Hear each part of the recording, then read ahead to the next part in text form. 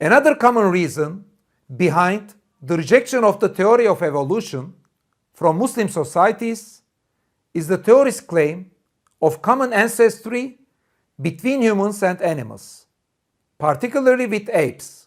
However, when asked to specify which verses of the Quran speak against common ancestry with primates, critics seldom offer much of an answer. However, some claim that common descent with apish animals would be against human dignity. Here, I will consider objections related to human dignity.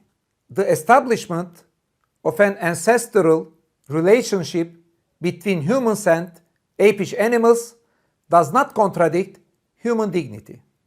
In the Quran, Satan is censured for his arrogance when he claimed his origins superior to that of man, thereby rising against God.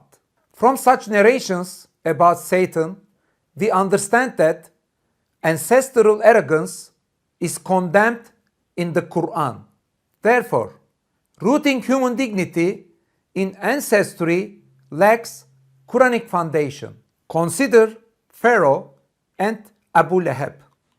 As humans, we share ancestors with them. Yet, sharing ancestors with such weak people is no argument against human dignity. If the existence of such weak people among our species does not diminish our dignity, why would a shared ancestry with animal species? Indeed, the enemies of the Prophet Muhammad, Abu Lahab and Abu Jahl, were his relatives. If being related to a bad person affected dignity, we would be forced to believe that the Prophet Muhammad thereby lacked dignity. No Muslim would accept such a claim. Ancestry has nothing to do with dignity. Is the claim of common ancestry of humans with cats or fish or apes worse than the claim of shared ancestry with Pharaoh or Abu Lahab? And why Pharaoh or Abu Lahab are censored in the Quran, cats, fish, and apes are not? Indeed, the Quran states that some oppressors are in a worse state than animals. Suratul Furqan, verse 44. Nay, they are but like cattle. Nay, they are even less conscious of the right way. I sometimes hear arguments against the theory of evolution related to this issue, which I call the charm of the grandpa argument. It is typically expressed as follows. My grandfather is not an ape, but yours is.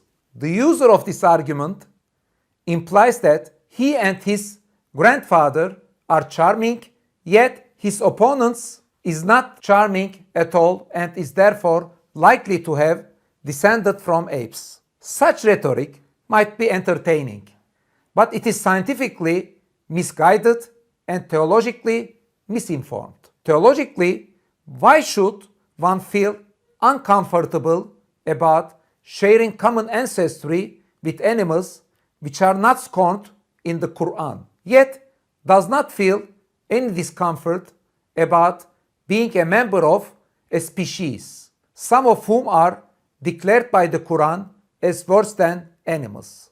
Indeed, a theory that unites all living beings in a common root is both philosophically and theologically appealing. The charm of the grandpa argument is deeply mistaken in terms of biology. Many Muslim philosophers, including Ibn Miskawayh, classified humans and apes on the adjacent run of the ladder of life, hundreds of years prior to the emergence of the theory of evolution. Such a hierarchical classification of the great chain of being should not be confused with the idea of descent from apes. If there is an evolutionary relationship between humans and other species, it is natural to consider the first candidates among apes as our nearest neighbors on the chain. However, according to the theory of evolution, we didn't descend from the apes. Apes and hominoids split off from a common ancestor. Neither ancestry from clay nor ancestry from apes count against human dignity. Are animals worse than clay? Our bodies host trillions of bacteria, much more numerous than our cells. Our bodies are like planets of bacteria. These creatures are parts of our bodies, just like our organs. Yet, being bacterial hosts does not diminish our dignity.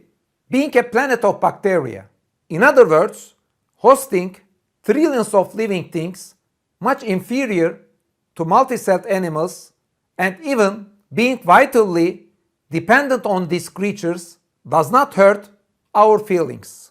Why should our ancestral proximity to apes? Our bodies are continuously refurbished by the nutrient we consume. I then come from the digested and reconstructed molecules of potatoes, rice, chicken, and lamb that I eat. If the conversion of potatoes, rice, chicken, and lamb into our body parts does not diminish our dignity, claims about the first humans being converted forms of primates should not diminish our dignity either. Some question the compatibility of evolution with Islam on the basis of the creation of humans in the best conformation. Ahsen-i takvim. In Surah At-Tin, verse 4 and 5. Verily, we create man in the best conformation, and thereafter we reduce him to the lowest of low. Since the best conformation concerns the state of humanity, attaining to the state of humanity via evolution would not conflict with this verse. Before gaining the shape of a human, the best conformation, we all went through the embryonic stages starting from sperm, egg, and zygote. Yet, none of these stages opposes creation in the best conformation. Moreover, sperm cells and zygotes are much less similar to a human than apes. The statement, the best conformation, refers to the final state of the human being, not to its prior stages. In addition, when taken together, these two verses are more about the moral status of humans than their bodily shape. After all, a human being, originally created in the best conformation, can convert into the lowest of low, esfele safilin. Yet, idolatry and oppression, making us the lowest of the low, do not alter one's physical appearance. Since the statement, the lowest of low, esfele safilin, does not refer to physical deterioration, the best conformation, ahsen-i takvim, doesn't refer to physical shape. Rather, it refers to humanity's moral character.